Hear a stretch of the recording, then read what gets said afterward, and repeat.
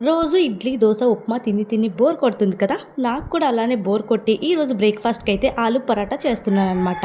So, ఇంకెందుకు late మీరు కూడా ఈ వీడియోని చూసి మీ ఇంట్లో ప్రిపేర్ చేసేయండి.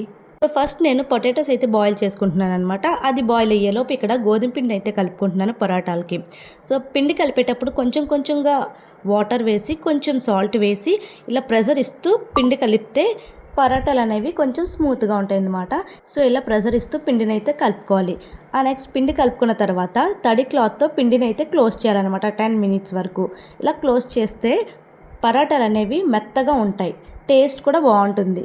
సో, ఇక్కడ వీడియోలో చూపిస్తున్నట్టు ఆ పిండి పైన తడి క్లాత్‌ని పెట్టి ఇలా క్లోజ్ చేయాలి.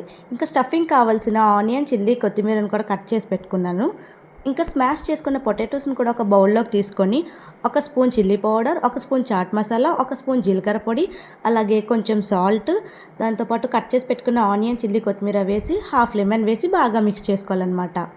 ఇలా బాగా మిక్స్ చేసుకున్న తర్వాత మనం ముందుగా కలిపి పెట్టుకున్న ఆ పిండిని తీసుకొని చిన్న చిన్న బాల్స్‌గా చేసుకొని, అందులోకి ఒక స్పూన్ నిండా ఈ స్టఫింగ్ తీసుకొని దాంట్లోకి స్టఫ్ చేసుకొని పరాటాల్లో అత్తుకోవడమే. అత్తుకునేటప్పుడు ప్రెషర్ ఎక్కువ ఇవ్వకూడదనమాట. ప్రెషర్ ఎక్కువ ఇస్తూ చేస్తే ఆ స్టఫింగ్ అనేది కింద అంటుకుంటూ ఉంటుంది. సో, ప్రెషర్ ఎక్కువ ఇవ్వకుండా పరాటాలు అయితే పాముకోవాలనమాట. ఇంకా పాముకున్న తర్వాత ప్యాన్ బాగా హీట్ ఎక్కాలి. ప్యాన్ బాగా హీట్ ఎక్కిన తర్వాత లో ఫ్లేమ్‌లో కాల్చుకోవడమే. కాల్చుకునేటప్పుడు బటర్ లేదా ఆయిల్ కూడా ఏసుకోవచ్చు. బటర్‌తో ఏసుకుంటే టేస్ట్ అనేది బావుంటుంది.